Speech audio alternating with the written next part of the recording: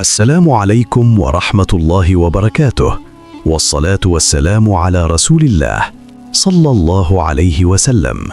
كان صنديد يجلس في زاوية دار المسنين المظلمة، يراقب الأبواب التي أغلقت في وجهه، منتظراً رحمة لم تأتي من أبنائه. وقف إليار وشقيقته تولين أمام البوابة الحجرية، ألقوا نظرة أخيرة باردة على والدهم قبل أن يرحلوا ويتركوه خلفهم للأبد. استلم هارون مدير الدار المفتاح الثقيل، وابتسامة غامضة ارتسمت على وجهه الشاحب، وكأنه يعرف سراً لن يرحم أحداً. من خلف الأعمدة الحجرية كان الحفيد أصلان يراقب كل شيء بصمت، ممسكاً بخريطة قديمة تخبئ مأساة أجداده. نظر صنديد إلى يديه اللتين بنت القصور لأبنائه، وهما ترتجفان الآن من القهر والجوع في غرفة ضيقة لا تليق بسلطان. اقتربت الممرضة مرجانة بقطعة خبز يابسة، وهي تهمس في أذن الرجل العجوز بكلمات جعلت جسده يقشعر من الخوف.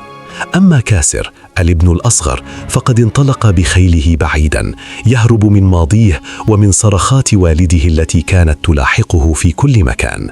في القصر الفاخر كان الجلنار تزرع بذور الشر في عقل زوجها، محذرة إياه من سر قد يخرج من الدار ويدمر ملكهم. سوار كانت الوحيدة التي بدأ الندم ينهش قلبها، بكت خلف الأبواب الموصدة، لكن ندمها جاء متأخراً جداً. وفجأة ظهر الحارس غيهب أمام باب حديدي سري في قبو الدار، يحرس سراً هو مأساة البنات وجحود الأبناء الحقيقي. نزل هارون مدير الدار إلى السرداب المظلم حاملاً فانوسه المرتجف، بينما كانت أصوات صرخات مكتومة تأتي من خلف الجدران الحجرية القديمة. وفي غرفته عثر صنديد على حجر فضفاض في الأرضية ليجد تحته شيئاً خبأه منذ سنوات طويلة، شيء قد يقلب الطاولة على الجميع. كانت تولين تتأمل عقدها الذهبي في المرآة، لكنها لم ترى سوى انعكاس خوفها من ضياع كل هذا الترف إذا علم الناس حقيقة ما فعلته بوالدها. ببراعة الصغار تسلل أصلان خلف المدير هارون، متتبعا خطواته في الممرات الضيقة، محاولا فك رموز الخريطة التي ورثها سرا. وقف إليار فوق شرفة قصره العالي يراقب مبنى الدار البعيد بقلب مضطرب، فالسلطة التي سرقها من والده بدأت تشعره بالثقل والاختناق. سلمت مرجانة رسالة غبارية لصنديد كانت قد وجدتها مخبأة، رسالة كتبتها والدتهم الراحلة قبل وفاتها تحذر فيها من غدر الأبناء. في إحدى الحانات البعيدة كان كاسر يحاول غمر ندمه، لكن صور وجه والده الحزين كانت تطارده في كل لحظة غضب. دفعت جلنار سرة من الذهب للحارس الضخم غيهب لضمان بقاء الأبواب مغلقة على صنديد ومنع أي أحبار من الخروج للعامة. تحت جنح الظلام حاولت سوار التسلل عبر بوابة الدار وهي تحمل سلة طعام مدفوعة بوجع ضميرها الذي لم يعد يتركها تنام. قرأ صنديد الرسالة وفجأة تلاشى انكساره وحل مكانه غضب عارم وقوة لم يشعر بها منذ سنوات. لقد حان وقت الحساب.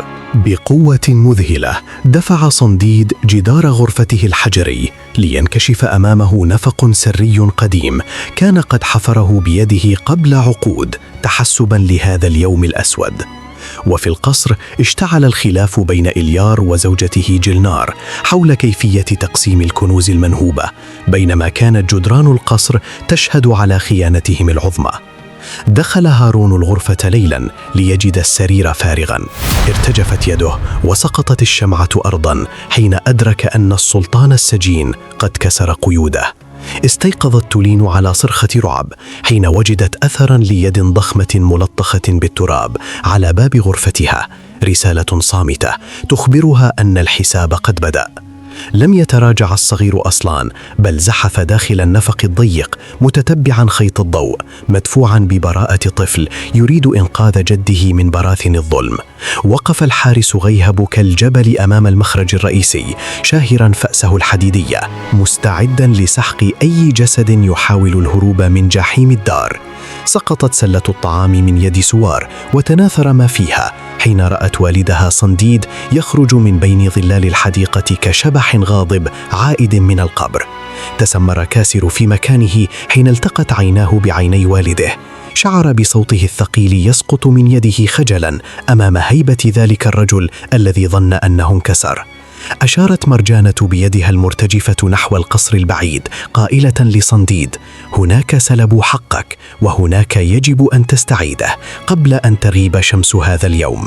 قبض صنديد على المفتاح الحديدي الضخم الذي استخرجه من مخبئه وانطلق بخطوات ثابتة نحو القصر، فالمأساة الآن ستتحول إلى ملحمة عدالة. تراجع إليار خلف العرش الذهبي والذعر يملأ قلبه حين بدأت أبواب القصر الضخمة تهتز تحت ضربات غاضبة لا يعرف مصدرها.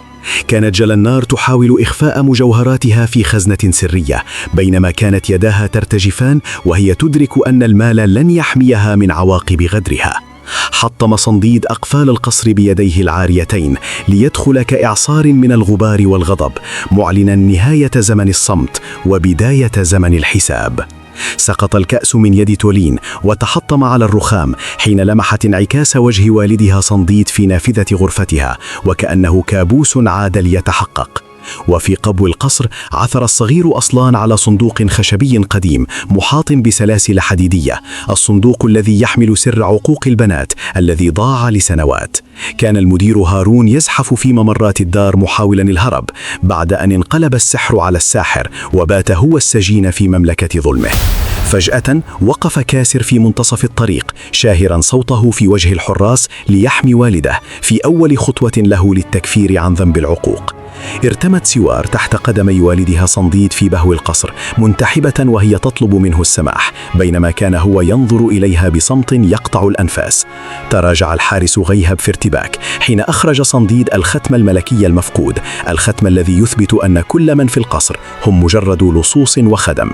جلس صنديد من جديد على عرشه المسلوب، يحيط به أبناؤه وبناته المنكسرون، لتبدأ اللحظة التي انتظرها طويلا، لحظة الحقيقة المرة. سحب الصغير أصلان الثقيل المقيد بالسلاسل فوق رخام القاعة متجها نحو جده صنديد، بينما حبس الجميع أنفاسهم أمام هذا المشهد. بضربة واحدة من قضيب حديدي حطم صنديد قيود الصندوق ليتطاير الشرر في أرجاء القاعة، معلنا اقتراب لحظة كشف المستور. تجمدت الدماء في عروق إليار وتولين وهما ينظران إلى محتويات الصندوق. لقد كانت الحقيقة التي ظنوا أنها دفنت مع ضمائرهم. رفع صنديد ثوبا ملطخا بالدماء من قلب الصندوق وهو ينظر إليه بحزن عميق، فقد كان هذا الثوب هو الدليل الوحيد على مؤامرة البنات لطرده. حاولت جلنار الفرار قبل أن يفتضح أمرها أكثر، لكن الحارس غيهب سد طريقها بذراعه الضخمة كجدار لا يمكن عبوره. من بين الظلال كان هارون يراقب الموقف وبيده خنجر صغير يخطط لضربته الأخيرة للتخلص من صنديد وإغلاق ملف القضية للأبد. وقبل أن يتحرك الغادر انقض كاسر على يد هارون مانعا الخنجر من الوصول، ليثبت لوالده أنه اختار أخيرا الوقوف بجانب الحق. أشارت سوار وهي تبكي إلى ورقة مخبأة في قاع الصندوق، ورقة كانت تحمل توقيع إخوتها على بيع والدهم مقابل حفنة من الذهب. دخلت الممرضة مرجانة القاعة وهي تحمل مرسوما سلطانيا قديما لتقطع الشك باليقين وتكشف هوية من يملك الحق الحقيقي في هذا المكان. مزق صنديد ورقة الخيانة إلى قطع صغيرة تناثرت كالغبار، ثم نظر إلى أبنائه نظرة أخيرة، نظرة حكم نهائي لا رجعة فيه. سقط إليار على ركبتيه فوق رخام القصر مخفيا وجهه بين يديه من شدة الخزي، بعد أن تهاوت حصون كذبه أمام هيبة والده. أما تولين فقد تملكتها الرعدة حتى استقت مجوهراتها، وهي تحاول التواري خلف الأعمدة الحجرية هربا من نظرات صنديد الثاقبة. رفع صنديد إصبعه الغليظ مشيرا نحو باب القصر، وأمر أبناءه بالخروج مطرودين كما طردوه يوما إلى غياهب دار مسنين. اقتاد الحارس غيهب بصرامة جلنار إلى الخارج، وبينما كانت تجر أذيال الخيبة سقط تاجها الفضي على الأرض ليدوسه المارة.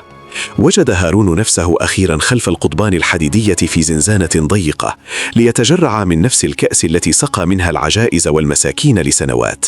تقدم الصغير أصلان ببراءة وسلم جده صنديد الختم الملكي الأصلي، مبتسما بنصر طاهر أعاد الحق إلى أصحابه. بدأت سوار رحلة تكفيرها عن ذنبها بمساعدة الممرضة مرجانة التي كانت الوفية الوحيدة في زمن الغدر والجحود. كسر كاسر سواطه إلى نصفين أمام والده، معلنا تخليه عن حياة الطيش والظلم ومتعهدا بحماية ما تبقى من كرامة العائلة. فتح صنديد نوافذ القصر العالية ليدخل ضوء الشمس ويطهر المكان من روائح الخيانة التي عششت فيه طويلا. وقف صنديد أمام صورة زوجته الراحلة هامسا لها بأن العدل قد تحقق وأن مأساة دار المسنين قد انتهت بدرس لن ينساها الأبناء. وقف صنديد عند بوابة القصر العظيمة ماددا يديه لرفقائه القدامى من دار المسنين ليدعوهم إلى حياة العز التي سلبت منهم طويلا. سار إليار وحيدا في طريق صحراوي موحش يحمل على ظهره خيبته وثيابا بالية بعد أن ذاق طعم الطرد الذي أذاقه لوالده يوما. اضطرت تولين للعمل بيدها لأول مرة، تغسل الصحون الخشبية بدموع الندم بعد أن ضاعت أمجادها الزائفة التي بنتها على جراح والديها.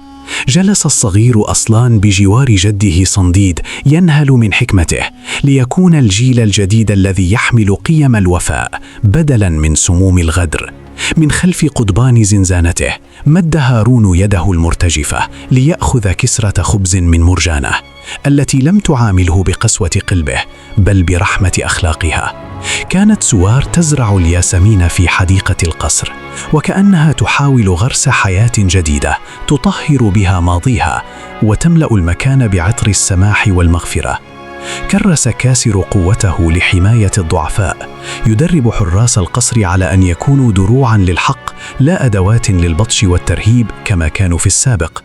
وجدت جلنار نفسها وحيدة في غابة موحشة حيث لا تاج يحميها ولا ذهب يشتري لها الأمان. لقد أصبحت غريبة في أرض لم ترحم فيها أحداً. حتى الحارس غيهب تغيرت طباعه فصار يسند العجز بيده الضخمة محولا قوته من أداة للقمع إلى ركيزة للسند والمساعدة. وقف صنديد فوق برج القصر يرقب غروب الشمس شاعرا بالسكينة لأول مرة، فقد أغلق كتاب المأساة وفتح صفحة العدل الأبدي. قام صنديد بتوزيع سرر الذهب على رفاق دربه من المسنين، معيدا إليهم كرامتهم التي أهدرت خلف جدران الدار الباردة. جلس إليار على قارعة الطريق يأكل كسرة خبز يابسة وهو يتذكر كيف كان يرمي النعم بيديه ليذوق الآن مرارة الحاجة والوحدة. انخرطت تولين في حياة الشقاء تحمل جرة الماء فوق رأسها بعد أن كانت تأمر الخدم والعبيد لتتعلم أن الكبرياء الحقيقي ليس في المظاهر. كان أصلان الصغير يقود أطفال الحي في حديقة القصر يحكي لهم قصة الجد الشجاع الذي انتصر على الظلم بالصبر والإيمان. بدأ هارون في كتابة اعترافاته كاملة من وراء القضبان محاولا غسل ذنوبه بدموع الندم التي بللت أوراق الحقيقة المتأخرة. صارت سوار بجانب والدها صنديد ممسكة بيده بقوة وكأنها تعتذر بصمت عن كل لحظة غياب، بينما كان هو يغمرها بحنان الأب الغفور. وقف كاسر فوق أسوار القصر العالية حارسا أمينا رافعا راية الشرف التي استعادها والده، مقسما ألا تسقط هذه الراية مرة أخرى. نظرت جلنار إلى انعكاس وجهها في مياه البحيرة فلم تجد سوى امرأة غريبة كساها الشيب المبكر من كثرة ما حملته من شر وحقد. جمع صنديد كل من أوفوا بعهدهم في مأدبة كبرى ليعلن أن دار المسنين لم تكن نهاية القصة بل كانت بداية الولادة الحقيقية. وفي المشهد الأخير وقف صنديد تحت سماء الليل ناظرا إلى النجوم بابتسامة رضا، فقد علم العالم درسا لن ينسى، أن بر الوالدين هو باب الجنة وعقوقهم هو مأساة الدنيا والآخرة. وبكده يا جماعة تكون القصة بتاعتنا انتهت النهاردة، واشوفكم على خير ان شاء الله في القصة القادمة. يا ريت بقى تعرفني في التعليقات انت بتتابعني من اي بلد، ويا ريت تعرفني الساعة كام عندك دلوقتي، وانتظرني ان شاء الله في القصة القادمة. ويا ريت بقى تعمل اشتراك ولايك وما تنساش الشير.